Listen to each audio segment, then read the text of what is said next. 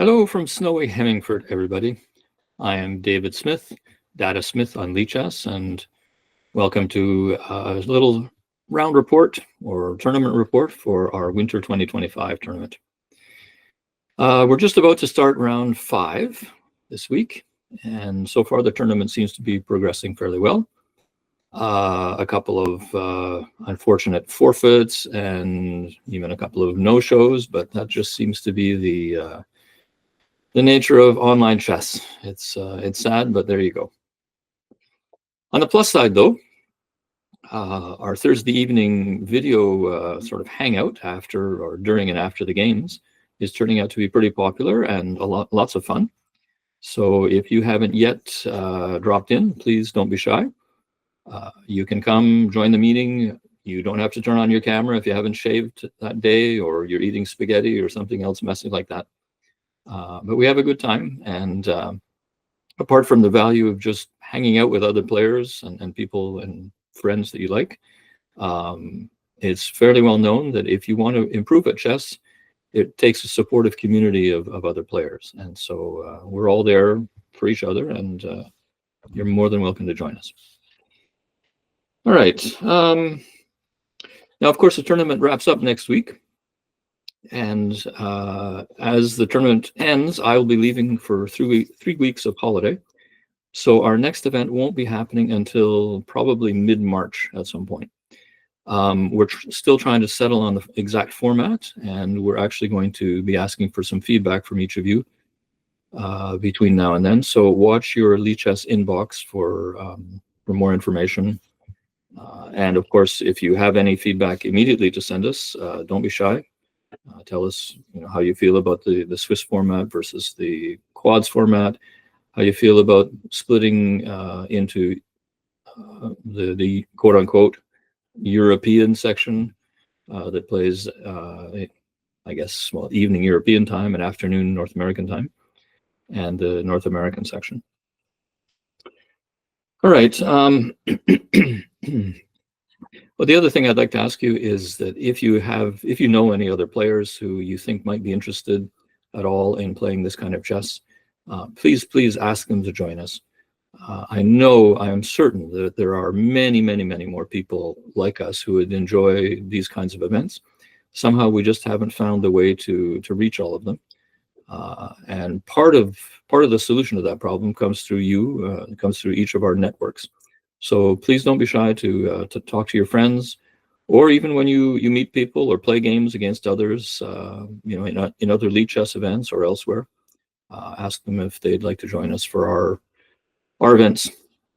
They'd be more than welcome. All right, so now to some chess content. I'd like to share with you a little end game. Let's see here. There we go. Little end game that was played in the last round between Alfred Senf from Switzerland and Jose Antonio from Spain. Now, oh dear, I'm showing you the end of the game. Here we go. Here we are at the beginning, or the beginning of the position I want to show you. So yes, Alfred has, playing the white pieces, has built up quite an advantage over the game. You can see that he's got, let's see, 2 extra pawns, so 6 pawns to 4, and he's got an extra rook for a bishop, or what we call he's won the exchange. So Alfred has lots of advantages here, and it's just really a question of converting that advantage into a win by queening one of his extra pawns. So Alfred says, well, what makes the most sense? Probably what I should do is start to get my pieces as active as possible. And so he plays the first, or the what seems to be a perfectly logical move in the form of knight to b3. The idea being, of course, that the knight can head to d4 or c5, both squares that are quite interesting in terms of putting pressure on black. It seems very logical. But unfortunately, in endgames, it's really easy to play a move that seems totally banal and find that changes the tenor of the game quite dramatically. You like to think that endgames are simpler than more complex middle games, and perhaps they are, but it doesn't mean they're simple. They're maybe just less complex than the middle games. And here, this is a perfect illustration of the case. White plays a move that has purpose, that seems perfectly logical, and he finds himself in trouble right away. Black, of course, if he's to have any hope whatsoever, has to activate the pieces they've got remaining on the board and use them to their maximum advantage. Black does have a certain advantage in that the two bishops are together quite powerful, and on an open board, especially so. But he does have one piece that hasn't been really touched yet, and that's, let's just get, oops, sorry about that. And that's this rook here. So Black plays his rook to g8. Not a terribly hard move to find. Obviously, Black's worst piece is the rook. He wants to activate it. You bring it to g8 with tempo. So by saying check, you're forcing White to waste a move dealing with the check. And so then Black will have yet another move to improve his position with. In this case, it's an extremely powerful move, though, because White has only two options to respond to the check. He can't block the check. He can't capture the rook. So White can only move to f1 or to h1. If White moves to h1, he finds himself in trouble fairly quickly because Black advances his d-pawn, and essentially threatens mate. The bishop on c6 won't be an immediate mate. White can block a couple of the checks, but not for very long. Let's say blocking here with the rook, and then here with the pawn. But White captures those pieces one after the other, and White will be checkmated. So White's only option is this, trying to cover the e4 square. Check, knight to e4. Black then carries on capturing pawns. And then finally, Black captures on c3.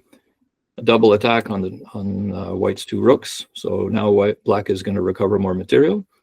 And in fact, it's White that is in trouble here, because now with material being even, Black's b pawn is going to be heading straight down here to queen at some point. So king h1 is out of the question. King f1 is the alternative. And then, of course, Black has the very obvious move here, bishop to bishop 5 check.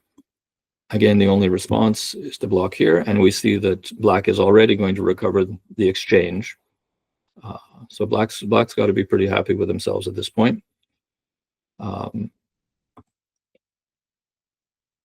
But instead of taking the material right away, Black correctly creates other threats. Basically, the threat here being a capture on h2, with then a mate down on g1. So White has to respond again. f4 being the move, both blocking the capture of h2, but also allowing the king a square to break the pin on the rook e2. In fact, it's a logical move, but in fact, the only real hope for White here to retain even a small advantage would have been playing knight to d2.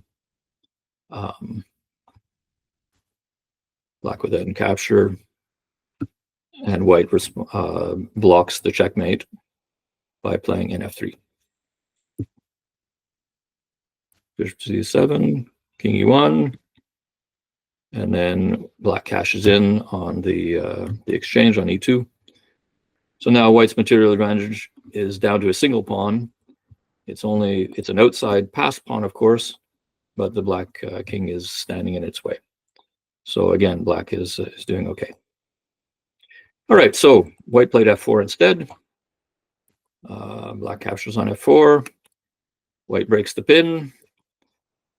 Black wins the material back, and then wins the h2 pawn.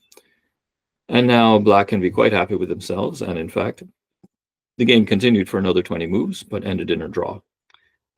Very interesting, very well played by Black, taking full advantage of the resources they had to basically fight back and get a draw out of a game that really should have been lost.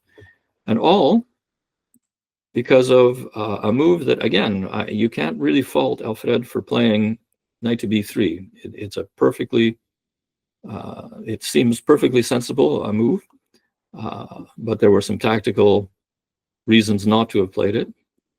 He would have had to find something a little bit, he would have had to have been a little bit more patient here. But it's very hard to do in an endgame. Anyway, I hope you learned a little bit from that, and we'll look forward to talking to you soon. Thanks again. Bye.